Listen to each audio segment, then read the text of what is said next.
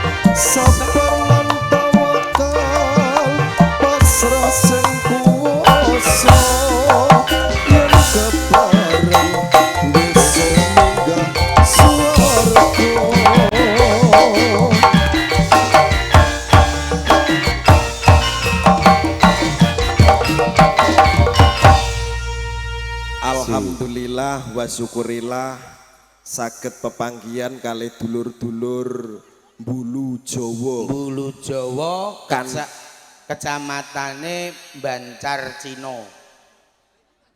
Kok iso Bancar Cina terus Kabupaten Tuban Hongkong ngono ya. Kowe iku senenganmu kok melu Kabupaten Tuban. Ayo. Patang 2 hari ini Wahyu Manggolo pentas ning gone kawasan Bancar Tuban. Besok 2 hari di Kragan. Dino iki spesial ditimbali panjenenganipun Bapak Eko sing kagungan kersa. Mas Eko. Requeste siang malam metune dagelan nyanyine utawa nembange solawatan pepeling. Mergo apa kok dijaluki solawatan pepeling? Mergane kanggo ngelingke para menungsa keng supaya eling manembah marang sing kuwasa sadurunge bali ning gone alam barzah kaya ning guri ku mau. Mulane request iku, Pak. Guri ana apa? Lah kowe apa ora nyawang to? Enggak. Do nandur jati tek ning guri gak enek bibite blas iku mak mecungul-mecungul blok ora urip iku ora tau disirami. Nandur jati gundolem kono. Iya ana tulisane jati Bu Switi, jati Pak Darman. Kuwi kuburan. Mulane awak dhewe iki padha dielingno. Lah iya. Sebagai manusia harus beribadah menurut agama masing-masing. Iya. Iki sing disunat Mas Ahmad Faizal Abadi. Mas Ahmad undang-undangane sapa Mas kok? Fairul Abadi. Fairus. Undang-undangane sinten? Mas Ahmad Faiz. Oh, Mas Faiz. Dek Faiz. Dalah Ibu Uma. Uma apa Umi? Uma. Oh, iya nek ning Jawa Uma, nek ning Arab Umi. Yes, Bu Uma. Bu Uma. Mas Eko dalah Bu Uma lagi seneng ati nyunatke utawa ngitanke putrane Dek Faiz nggih. Fair. Ilham. Mbodoni wong kowe. Lah kok iso mbedoni? Jadwale Faiz. Fair. Dek Fair. Dek Fair sing disunat, Ha iya, putrane Pak Eko. Mas Eko. Wah luar biasa Pak, bot-bote kepengen nanggap ketoprak, Lah iya. budidaya, ben supaya acarane kasembadan. Alhamdulillah dina iki iso kasembadan. Amin. Nek mirsani daleme Pak Eko ya luar biasa. Aku jujur metu dagelan sing tak sawang ora sapa-sapa, mung sing tak sawang daleme Pak Eko. Lah iya. Aku duwe cita-cita arep ngumpulke duit ben iso duweni omah sing kaya istana kaya panjenenganipun Pak Eko. Omah kok sakmono apike, sakmono gedene ya, Pak. Nah aku ya ora mikir. Sealah kowe iki wong urip kok ora mikir blas sih lho. Lah penakan bojoku tak gekno omah apik sing nggoni ndeke yo. Lho ya ora apa-apa, wong dinggoni bojo-bojomu dhewe. Bojone isih dadi nek wis pegatan kira wong liya. Lah kowe apa pengen pegatan karo bojomu? Ana sing gelem nek tak ijolno. Ngene iki lho, kowe iki duwe cita-cita elek. Lah Bojomu wis setia karo kowe. Wis setia tuhu karo sampean. Lho kok arep mbok ijolno? wong Sapa wonge sapa? Wong lanang ora kepengin duweni omah sing kaya ngono. Mesti kabeh kepengin, Pak. nah blas aku wis ora pengen blas gak ngimpi aku. Lah wong ngene iki mangake turu ning masjid e segere ra umum kok. Lah wong kancane bacot kok. Aku iki lho turu ning incak kono malah ndredeg kabeh aku. Lah kok ndredeg perkarane apa? Lah ana wong wedok setengah stres malah ndi wong ya. Lah aku turu kawanen digugah. Ayo tangi. Ayo tangi. Aku yo malah medhi kabeh andeng kuburan. Malah dandane yo ning kuburan. Neng ya diterimakno wong pancen resikone wong seni iki ya kaya ngono kuwi. Tak kira dak ning lapangan kono ah. Mas Eko, nek menawa digawe wong iki panjenengane ya digawe ora mikir apa-apa, ora mikir balikan. Heeh. Mas Eko karo Mbak Umay jan luar biasa. Kayane berah. Kayane akeh. Lah nek gawe omah ngene ya percaya nek kuat. Lah nek aku dagelane angger entuk bayaran entek kok. Ya carane Carane. nek entuk tanggapan sebagian ditabung, sebagian digawe transport. Lah nek aku ya jujur, aku kepengin duwe omah sing kaya ngono. Paling tidak membutuhkan dana sekitar 600 sampai 700 juta. Mergo apa? Iku kan digawe saka beton, Pak. Lah digawe saka beton ki ngentekke ragat akeh, butuh modal akeh. Mulane Pak Eko luar biasa daleme. Oh nek kok beton. Iku digawe kok beton, kowe ngerti sakane sakmono gedene. Kuwi digawe kok beton, Pak. Oleh golek tewel pirang truk kok. Loh. Saiki kok teko tewel barang ki piye? Kowe iki lho cilang-cileng apa? Goleki beton. Lah lah apa kowe kok goleki beton? Iki lho betonem Lah jarene daleme Pak Eko karo Mbak Uma kok beton. Lah iya kuwi digawe saka beton. Oh, kok ora lunyu ya? Lho. Sah, kowe kok ngrembug tewel kok ora lunyu. Iki sing mbok kira iki beton apa? Beton dak isine tewel ah. Jabang bayi Gusti, menungso kok ana sing koclok kaya kowe to ya ndor-ndor. Maksude sing tak omongno beton iki ora kok beton isine tewel kuwi ora. Lah beton isine apa? Kowe nek ra ngerti tak wenehi ngerti. Beton kae isine wesi, koral, semen, dadekke siji kuwi diarani beton. Wong Mulun Jawa cetha nggadhok beton. Lah gene Lho mbok godhok sogrok gorok ampesi, mbok untal wetengem iso cor-coran. oh alah jangkrik Lah gregetan ae aku. Isine beton ana cor-coran. Maksudnya iki isi wesi, isi koral. Kowe ngerti cor-coran apa ora? Ora. Lah iya beton iki ya cor-coran kuwi, ora kok beton isine tewel. Beton iku cor-coran. Cor-coran. Lah nek tewel isine. Berarti isi tewel cor-coran. Ya. Gusti, Pak Buentomu. Nek cara Jawa ki cor-coran. Neng nek cor-coran saking gedene ya to. Nek cara infrastruktur pembangunan ning kota-kota gede kaya ning gone Jakarta, kuwi diarani beton. Kae lo jalan tol dibuat dari beton. Berarti wong Jakarta goblok. Lho. Lah kok malah goblok-goblok wong Jakarta kaya pinter dhewe. Ora iso mbetakno beton karo cor-coran kok. Ana omah kok digek beton gak pliket kabeh. Ijek mbok anggap beton isine tewel ae. Mbak Omah.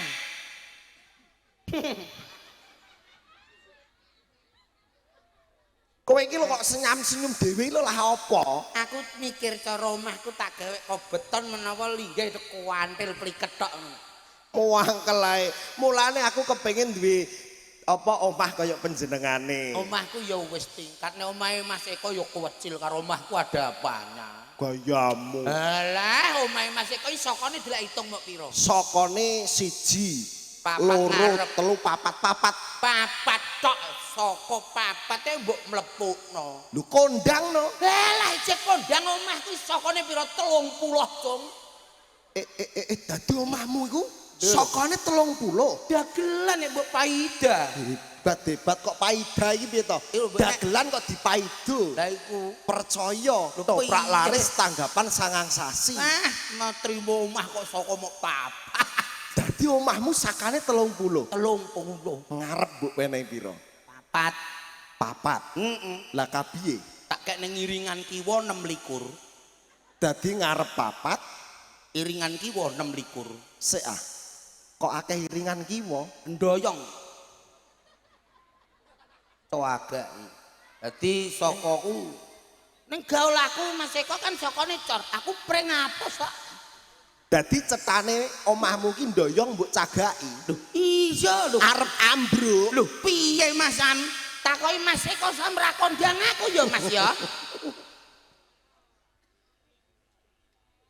Wah, nggih. Salaman sih. Salaman sik, Pak. Wong Matur dik suwun, Pak. bodho ora tau ngono wong kok iso lali karo wong tuwa. Nggih, matur suwun, Pak. Bae Iki Pak. iki mang njaluk gending apa? Wis kono, Mbak Fakir yunane gending caping gunung. Caping gunung nggih mangke diaturi matur suwun Pak nggih. Mas Sam. Pun nyawer dagelan ngene iki lho Pak, entak kandhani. Apa? Ana dagelan nek disawer ngene iki awak dhewe jujur seweneng. Lho ya seneng. Ning ngeten nggih Pak, nyuwun sewu. Kula mboten kepengin gara-gara dhuwit 50 niki mengke merusak kesatuan dan persatuan. Cetane ngeten nggih Pak, wong dagelan loro mosok kok siji Pak. Siji neh ngono gak ana Pak kira-kira. Cangkememe lho, Bang. Piye to Pak? Dikek iki matur nuwun aja nganti dagelan kok ngucapno njaluk tambah saweran. Nek menawa ditambahi ngono lho. Ya Allah Gusti. Lah gene ta? Saweran utawa ora iki padha karo rezekine. Iya.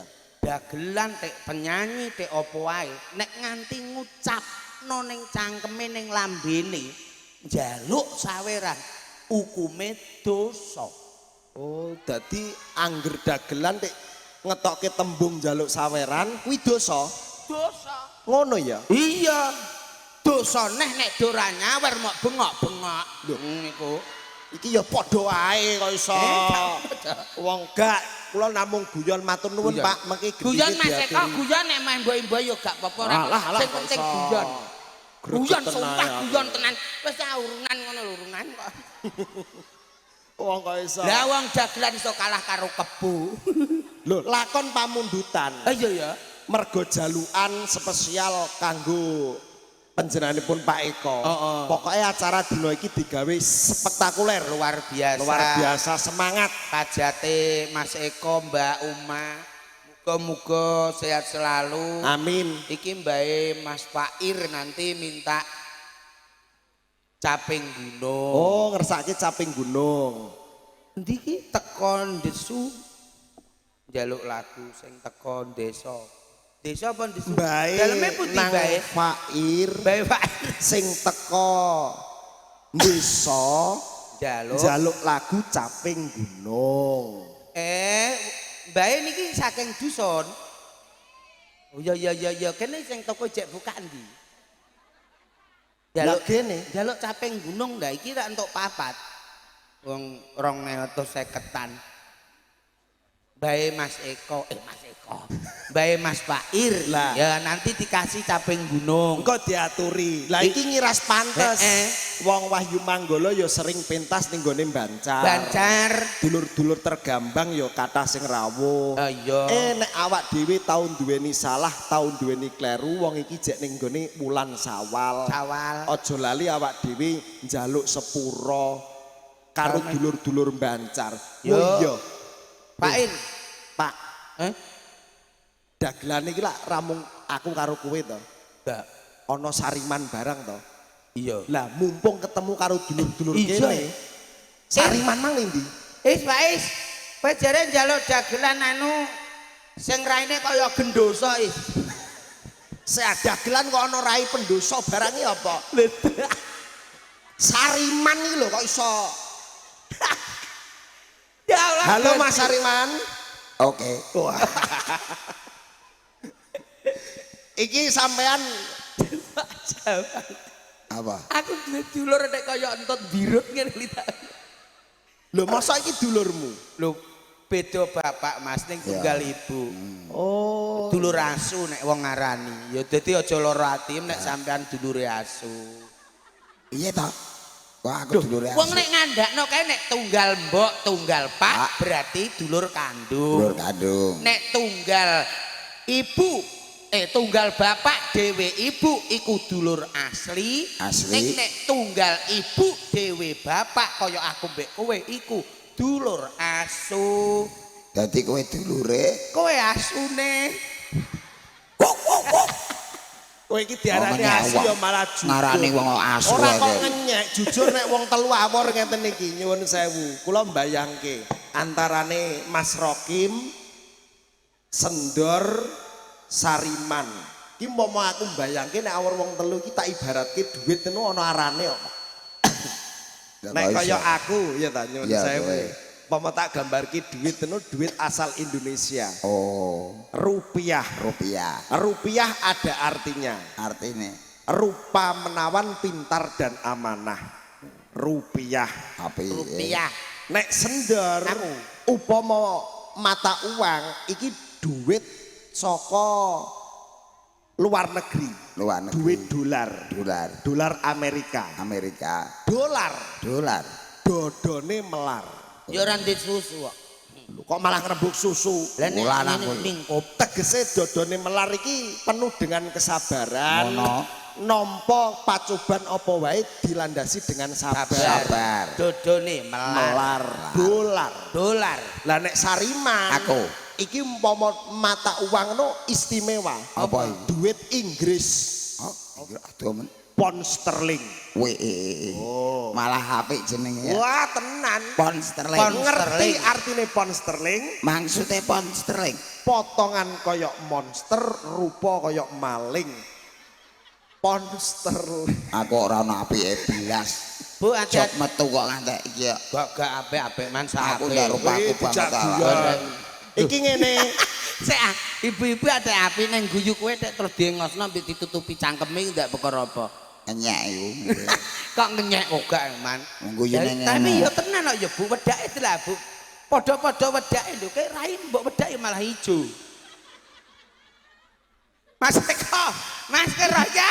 Wedake dadi wedake malah ijo rupane. Mosok ra iku ijo. itu? Bener Pak Is. Ning jujur aku ora kok teges bela Sendor. Eh, Ning rupamu ijo tenan kok, Man. Yakin lho. Jane kowe iki Sumpah. wedakmu iki merek apa to? wedake wae wedo-wedo iku ah. Merek apa? Tulap-tulip. Iki wae. Ora ana wedak kok tulap-tulip iku. Iki kok wedo-wedo iku. La tulip. Ya sak tulip iku. Satu lit untung ngono. La tulip. tulip.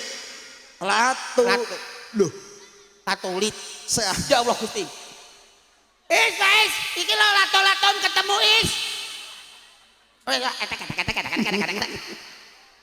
Karek golek tali. iku jenenge la tulip ya, Man. Tulip. Ono la tulip. Dadi wedakmu la tulip. La tulip. Lah kok ijo ngono? Ora roh mau tak tuwemplekne ceblok terus. ngene iku udah nganggo dasaran nah. Wes Ben aku ketok apik. ngono iki nek esuk bojoku wis dasar ning sekolah ning arep sekolah SD ku. Maksudnya dasaran ra ijo cuk, ora dasaran dodolan. Anu. Raine nganggo dasaran. Kondesen. Nganggo kondesen apa dempul. Lho dempule masamu mobil ora iku.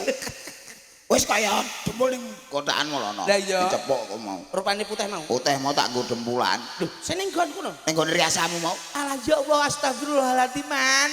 Iku Apa? mang mbokku wedang. Yo bener nek ijo.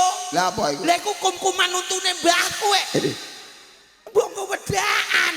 Layak kan ketok ijo. Mosok ora iku jamur. Ning ora apa-apa. Mumpung awak dhewe iso silaturahmi karo dulur-dulur Banjar, Bulu Jawa. Bulu Jawa. ngarep mau wis tak omongke, mumpung ning gone wulan Sawal. Ya. Aja lali awak dhewe do njaluk sepura karo dulur kene nek menawa awak dhewe tau duweni salah. Ngono. Iya do badan. Ngene wong telu ya kudu dhewe-dhewe. Ora iku kok ngeres iku lha. Lah carane dhewe-dhewe piye? Carane didum. Didum piye? Wong tamune panjenengane Mas Eko iki Mas Eko. sing rawuh ora mbok daerah lokal tok. Daerah lokal tok. Nyatane ana sing kon Demak, dulur Demak, Ya dulur rawuh. Kudus, Mas Eko do mirsani Wayu Manggala luar biasa. Ana sing kene luar negeri Kok bareng. luar negeri sing teko sing wis kedaut ora iso Ngelompok. omong Jawa. Iya. Dibagi. Bagi piye? Rokim sing nom Ngono. nganggo bahasa Indonesia apa jenenge mengucapkan Selamat. Oh ngono. Idul Fitri nganggo bahasa Indonesia. Iya, iya, Oke. iya. Lah aku sing bagian sepuh-sepuh aku tak nganggo basa Jawa. Basa Jawa. Basa Jawa. Kowe basa Batak. Indonesia, Basa Jawa. basa Jawa. Lah Sarimahku.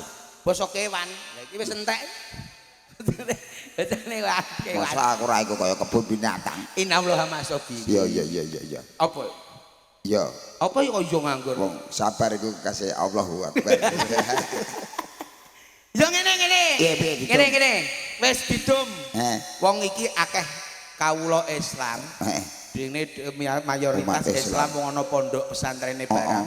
Bahasa Indonesia, Basa Jawa. basa Jawa, kowe basa Arab. Matene wong. Lho kok matekne wong? Sing Kok aku. matekno wong piye to, Mas? Lah aku salat ora tau bukan basa. Ora tau lah wong kene ngandakno lho, Sariman suwe-suwe nek dipandang iku malah koyo sumpel padasan ngono apik. Ya, akeh nek wudu wong nyek wong. Ayo. Kudu iso. Ya. Kowe iso apa ora? Pengalaman. Ya aku sithik iso. Kudu iso. Ah, nek iso oke. Aku sing basa Indonesia, Angel dhewe. sendor sing basa Jawa, kowe man basa Arab. Basa Arab Ya. Dibagi Oke. ben adil. Kowe persiapan apa Ya. nek sing muni bahasa Indonesia muni piye, basa Jawa muni piye? Ya. Persiapan basa Arab. Ning aja angel-angel lho. Ora iso. Oke. Wah, angger salah tak ijolno ndas sapi. Selamat sore Bapak-bapak dan Ibu-ibu semuanya. Di sini saya akan mengucapkan selamat Hari Raya Idul Fitri. Mohon maaf lahir dan batin. Terima kasih. Nganggo basa Indonesia ya. Oh Jawa. Jawa.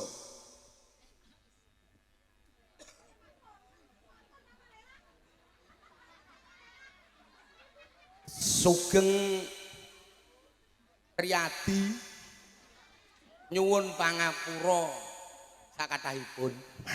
Apik. Dawa man. Basa Arab. Arab man, kowe man. Arab. Ayo Arab.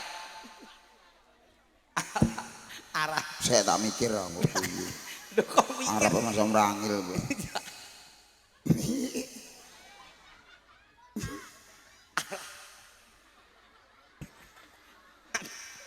Guyune ngenyek iku kok. Guyu tek itu pikiran ngenyek aku. Lha iku barang yang kena kowe tok melengok. Ayo. Masamu. Arab. Marhaban ya marhaban minal aizin wal faizin. Hebat. Hebat iso basa Arab. Aku delok di YouTube Niki Arab, Bu. Nggih, Bu. Arab Terus lho. Arab. Arab. Marhaban ya marhaban minal aizin wal faizin. Iya Arab ya. Arab.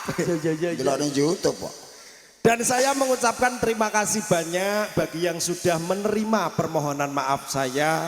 Salam persaudaraan. Terima kasih.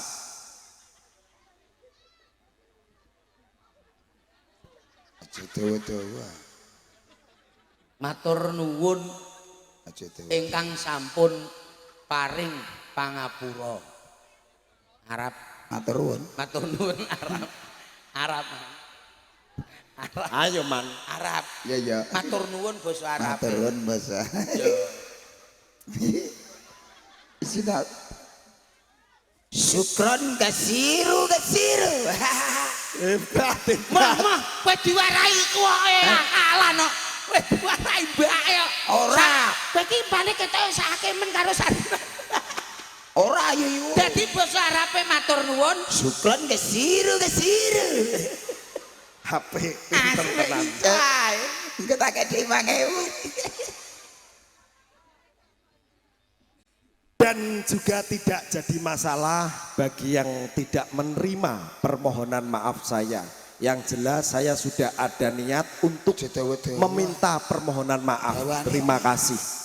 Iki sing gak ngekeki. Sing ora meneh. Jedawa-dawa. Mboten napa-napa menawi jenengan mboten maringi.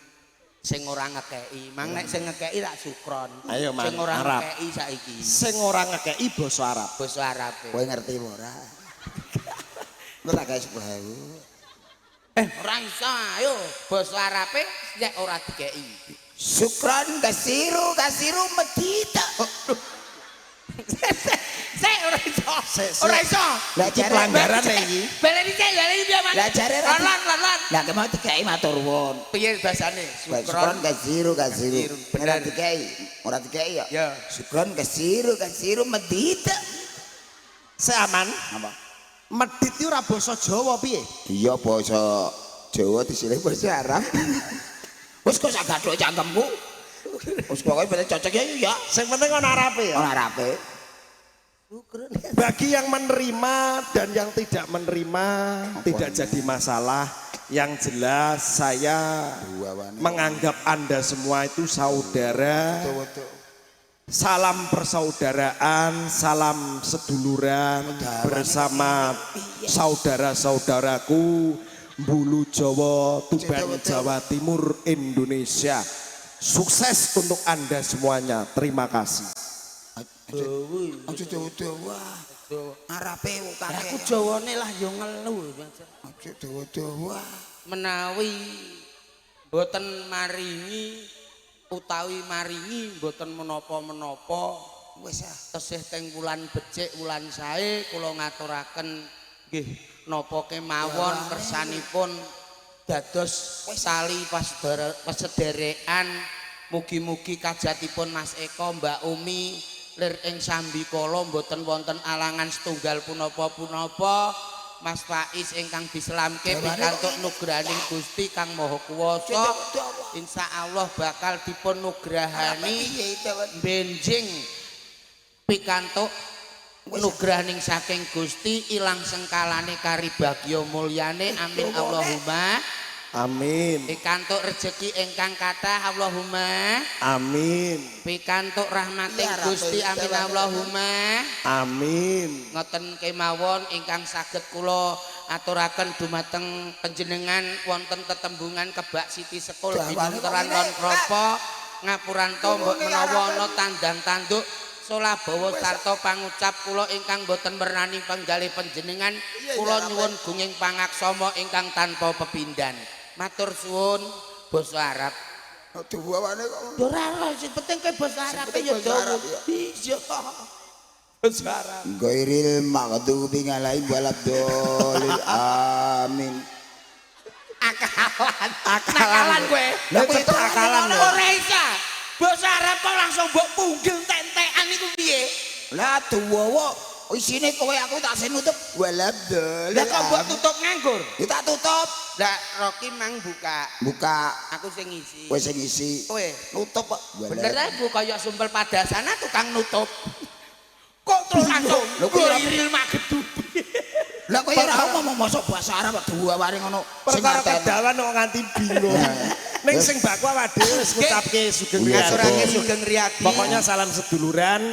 Iki mergo lakon pamundutan, wonten pamundutan caping gunung diaturi ben ra kedalon. Engko bengi Bersama Wahyu Manggala mengko dalu disisingake. Sing rada suwe, Bu. Saping Aja gunung. aja do turu. Aja do Pokoke turu sore. Mulai atus, daya beratus mrene meneh. Lha iki wong endi man mbok kon mlatus. Iki wong endi? Oh, ndi? Jajal tekoki wong ndi ngono. Tekoki. Tekoki wong ndi jal. Ya kaya bojoku ya kaya Yo. Duke ngono ya, Mas. kaya sawilah ya iku. Masa kaya sing kudungan iki lho. Ya tapi kan lemu sawilah maniko apik bentuke kok, Man. Sawilah lha iku gingsule gingsol siji ya, bojone gingsule komplit kok. Nanti cangkeme ra kamot to, Mas. Merongos iku. Iku mang Mas Eko mang ya kandha. Mas jenengan nek mboten gadah peso nggo ngerok iwak. Niki bojone Sariman untune kena dienggo ngerok iwak kan ngene. Yo, capek. Nggih nek jenengan panen ora usah repot-repot. Mengke bojo kula dadekno kombi. Nang nyek wong kok tenanan. Kowe bareng dinyai raimu iso nglumpuk. Menawi jenengan baden laktor. Kene bojoku arep ngono. Ya, juga atas. Bojone ditukokno wedak pon, Bu. Ya. Raine ora malah putih nek malah blawur. Lah wetone kliwon nek ditukokno wedak pon wis goblok. Tapi ora iku mirip tenan iki sing arep iki lho. Iki lho Bu, iki lho sing kudungan ya. Iya, kayak sawilah. Iya, awak wis. Sawilah. Yo, capek gunung Mas. Capek gunung. Oke. Bersama Sembrau. Wow. Perahu. Wahyu Manggala. Madu laras.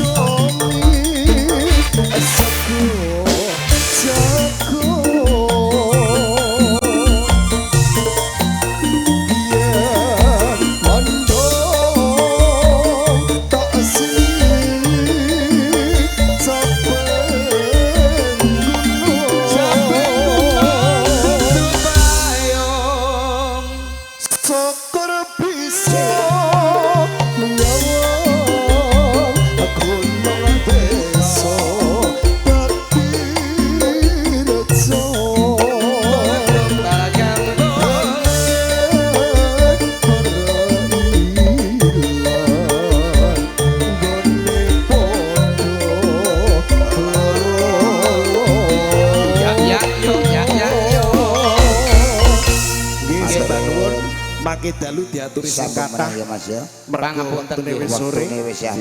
Iya monggo. Monggo ya.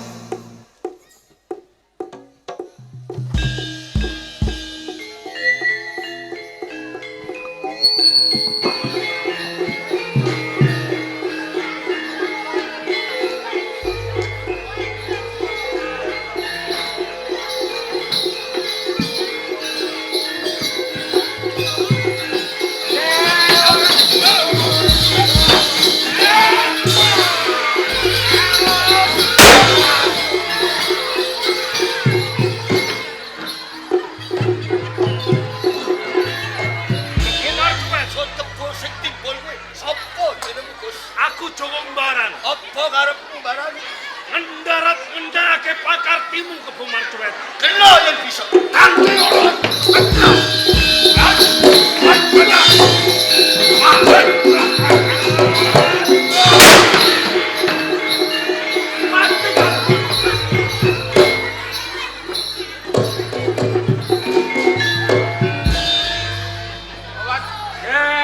Legen alah. Ya. Legen nganti surup surya ora kepayon blas. Dene iki sesuk nembur karo apa ya. Aduh legen. Loh. Lah kok malah ana wong gemprentang. Seurep apa wis mati.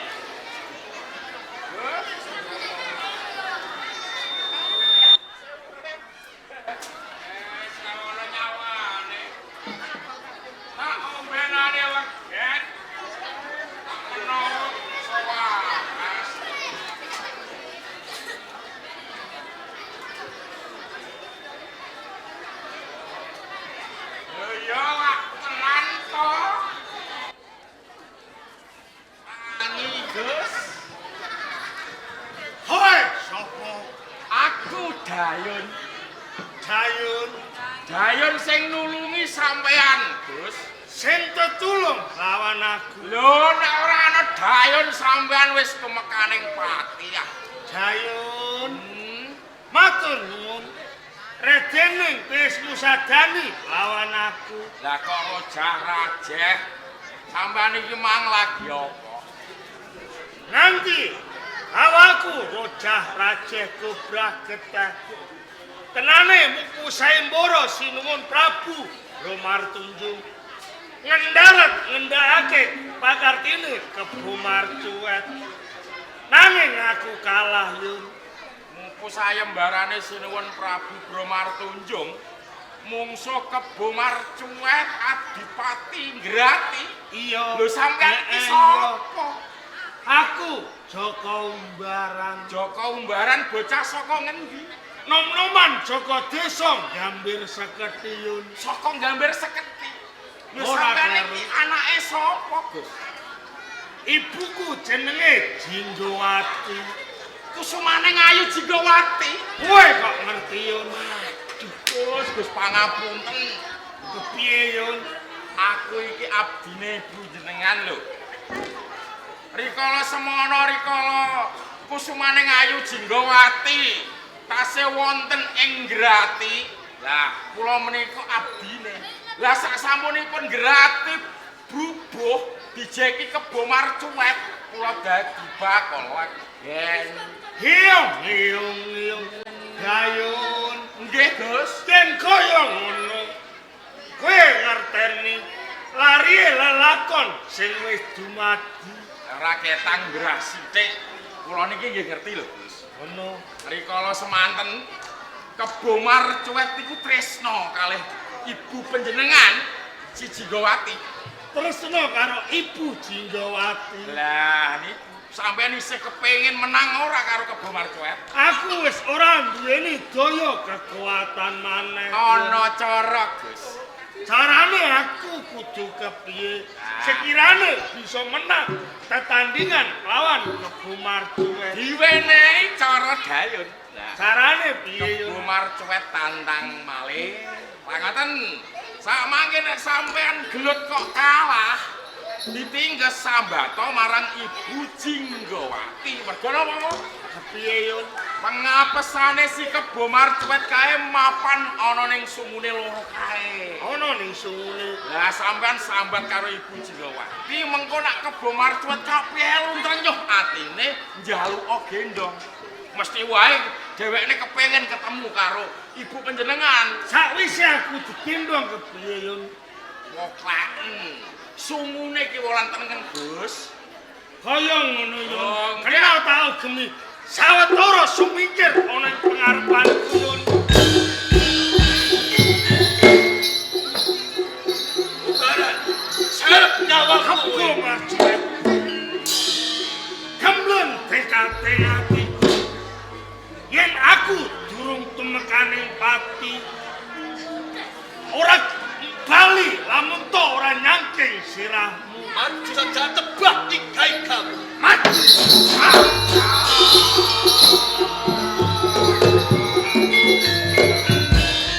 Ibu Jinggawati, Joko Baram pamit mati. Ibu Jinggawati, Joko Baram pamit mati. Tak pernah apa kowe umbaran Jinggawati? Aku anake Jinggawati. Lho, yen ngono anakku. Umbaran. Kok kowe ora kandha kawit mau yen anake Jinggawati to, Cung? Yen aku kandha ket mau ketoprak rampung jam 3. Ono? Iya. Saiki ibumu isih urip ta ora?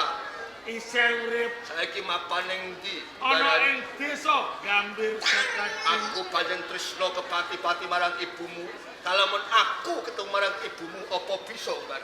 Aku ora bisa ngeterke. Sebab apa? Aku wis ora duweni daya kekuatan. Kalamun kurang daya kekuatan munggah ning pundakku. Tak sak ning Gambir Sekati.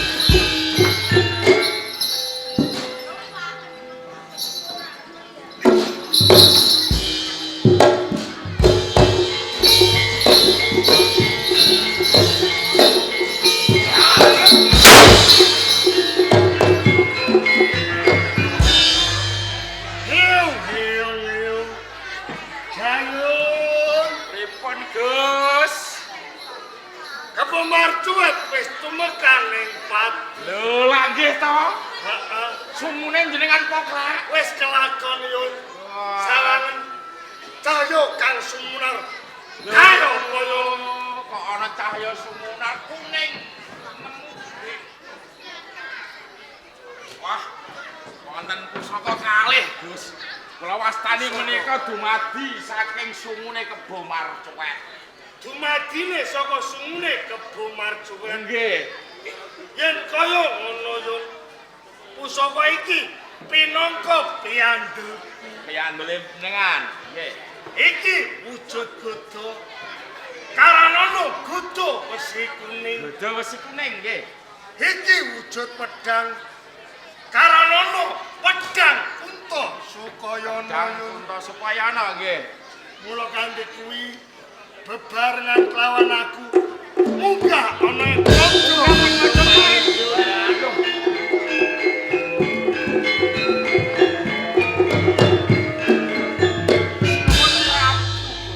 Sinuwun Prabu. Menapa menika umbaran ingkang nate minggah wonten ing Pendhaip Majapahit menika leres ingkang mupu Patembaya dalem ngasoraken si Kebo Marcuet. Oh, ngaten nggih. Umbaran. Inggih paring dawuh gandeng gedhe lelabuhanira tumrap negara Majapahit. Jumpuh marang sabdaning sun sira bakal nampa ganjaran. Komplange Kadipaten Granti, sira jumenenga Hadipati ana ing Granti. Nanging aja nganggo jeneng Joko Umbaran. Nganggo jeneng Wuru Bisma Minak Jingga. Ayo. Aku jumeneng Adipati ana ing Kadipaten Granti. Oh nggih.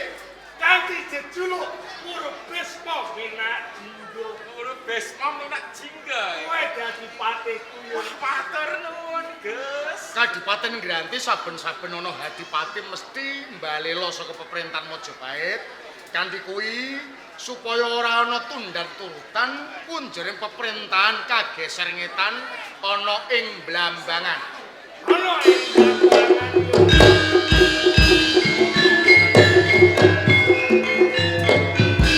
Pramila saking menika Kakang Maudara Sabdo Nandalem. ngrantos dinten ingkang prayogi kangge jumenengane Joko Umbaran.